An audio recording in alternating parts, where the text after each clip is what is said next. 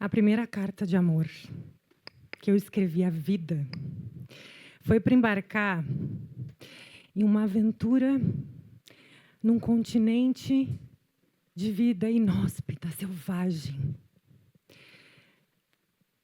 Para uma expedição de cientistas que trabalhavam em paz e colaboração e ainda trabalham na Antártica.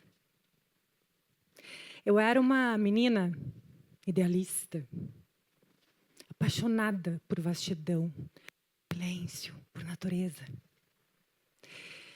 E eu queria muito estar junto com aquelas pessoas e com aquela natureza selvagem, porque ambos representavam os dois sentidos de minha vida, a natureza e a ciência. Anos depois, eu estava no Ushuaia, um dos fins do mundo, em um lago congelado. Eu buscava as bordas daquele lago nevado e o que eu escutava era silêncio. Um silêncio que só a neve tem. Aquilo aguçou tanto os meus sentidos. Eu escutava qualquer fina rajada de vento, os pássaros que podiam estar despertando primeiro. Eu me sentia totalmente parte daquele lugar, como se fosse um organismo vivo, algo só entre eu e tudo que estava ali.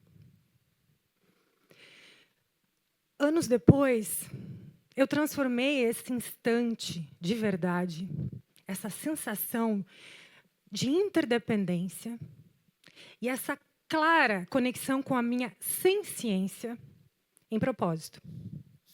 Tornei-me cineasta, documentarista. E comecei a fazer filmes sobre modos de vida de pessoas que viviam sós na natureza. Fiz um filme em um deserto no Pampa. Sim, no Pampa Gaúcho. Vivia o seu Renato, um gaúcho típico, sozinho, num pequeno pedaço de terra, entre muitos latifúndios. Nesse pequeno pedaço de terra havia uma espécie de duna imensa que rasgava a coxilha. Laranja era a terra, era uma areia escura, alaranjada. E seu Renato, para sobreviver naquele pequeno pedaço de terra que tinha, onde ele plantava, ele começou a buscar soluções. Plantava arbustos, diferentes tipos de árvores nativas e exóticas para estancar aquele deserto. Esse filme estreou em outro fim de mundo, em Tromsø, na Noruega, num festival de cinema para jovens cineastas do mundo todo, 2007, que já falavam sobre mudanças climáticas.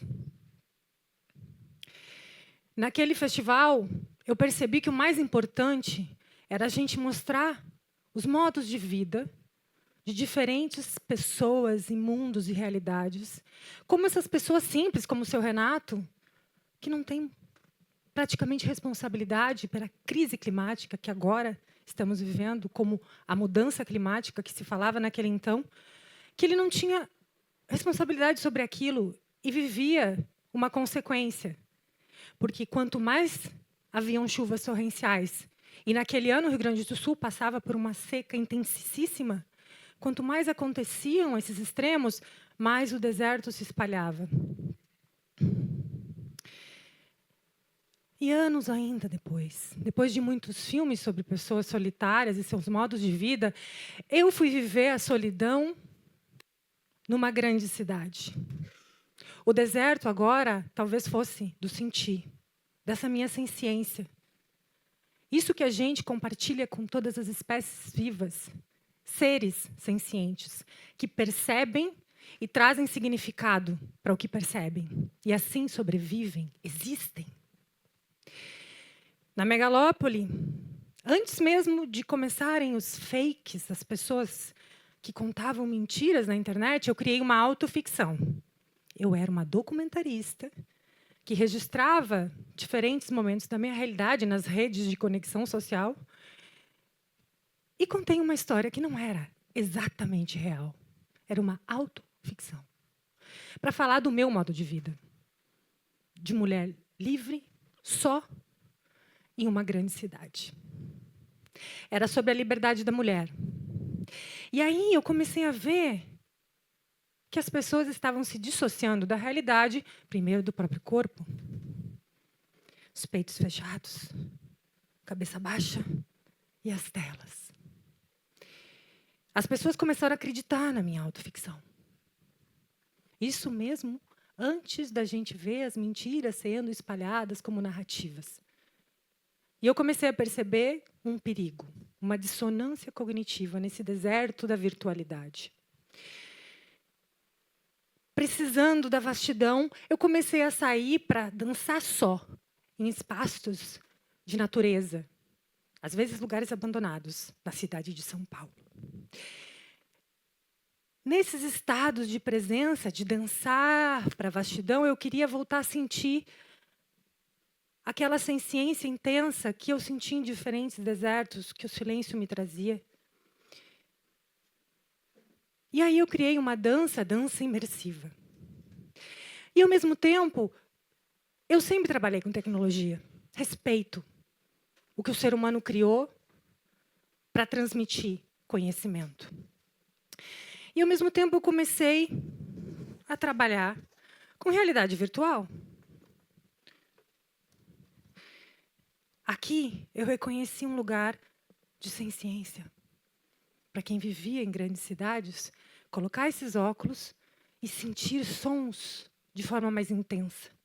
Porque imersão vem primeiro do som. E aí a gente criou um filme imersivo que se chamava Virtual Ritual.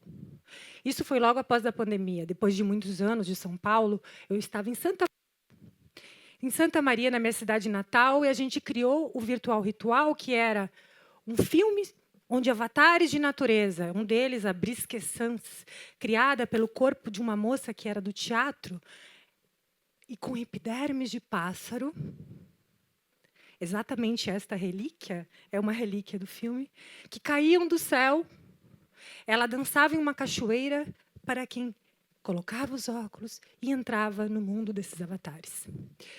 O Virtual Ritual foi uma invocação à ciência, à percepção humana, para que as pessoas se sentissem de novo parte da natureza, depois de muitos anos de virtualidade que nos aprisionou. Do Virtual Ritual, eu parti para outra aventura, mas agora com pessoas que tinham muito para me ensinar. Os povos originários.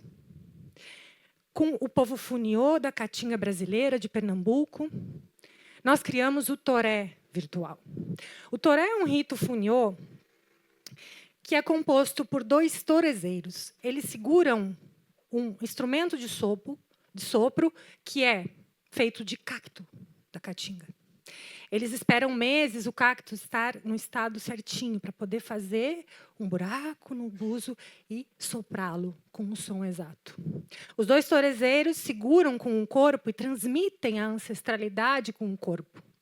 Dançam tocando o buzo, enquanto outros 2 homens tocam os maracás e cantam, e enquanto mulheres cantam em timbres mais graves, mais agudos. O toré me fez entender o que havia também entre nós e os seres sencientes, como compreensão dos povos originários, que é a passagem de conhecimento para sobreviver. Os Funiô contavam que eles sempre faziam esse rito, essa celebração, quando vinham pessoas de fora, como forma de amolecer o coração deles. O toré foi transmitido de muitas gerações. Dona Teresa, a anciã que canta no início do filme, conta que ela aprendeu com sua avó, com sua mãe. E o mestre Xixiá diz que não se sabe de onde vem o toré, que eles aprenderam do grande espírito. E a ancestralidade foi traduzida no filme com elementos da natureza, com efeitos especiais que traduziam os encantados. Os encantados são os antepassados, que são uma árvore, a raiz, o calango e todas as aves que rodeiam aquele bioma seco e cheio de vida. Depois do Toré, eu comecei a pensar, porque eu entendi muitas pessoas daquele entorno, a partir do momento que a gente levou uma exposição imersiva com a arte deles, inteligência artificial, realidade virtual, hologramas, várias tecnologias emergentes, junto com as tecnologias ancestrais. A xanduca, o cachimbo deles, os cocares.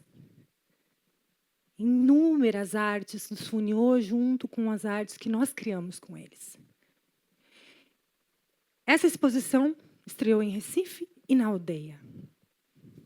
Até onde eu saiba, exposição imersiva em uma aldeia, feito com os indígenas do mundo, desconheço. Do Toré Virtual, eu comecei a pensar como que a gente vai seguir aguçando a ciência das pessoas e a consciência de que passar conhecimento é também transmitir expressão pelo corpo, pela palavra, pela agência criativa. Foi quando, então, fui para um outro deserto imaginário. A Duna da Joaquina, que eu chamei de Planeta Dina, transformou-se em um laboratório de cientistas que levaram uma robô humanoide para este lugar, a Regenera. Regenera é uma robô humanoide que eu criei dançando no deserto. Aquelas minhas danças imersivas, eu levei para a Duna com essa necessidade de silêncio. Eu dançava lá só com a minha câmera 360, com as corujas buraqueiras. O território é delas. E que bom que elas estão lá. E Regenera se tornou um pouco dessa relação com a ancestralidade, de entender os modos de vida. O que ela faz no filme de realidade virtual é dançar e nos invocar para um rito de regeneração de cada ecossistema onde ela colhe dados. E o mais interessante é que, graças a parcerias com empreendedores que têm propósito também de regeneração, nós conseguimos fazer com que quem planta sementes nos desertos de Regenera saia da experiência e descubra que, em agroflorestas, agroflorestores plantam árvores. A semente da virtualidade, impacto na realidade. E Regenera também é uma forma de pensar a nossa espécie renascendo, como Homo sapiens. Como seres que reconhecem a ciência dos outros seres, se conectam, entendem a interdependência e que sentem profundamente os seus corpos como parte da natureza. Regenera vai além do significado, ela transmite presença. Ela vai além do código, ela transmite movimento, corpo. E ela regenera com a gente os biomas brasileiros.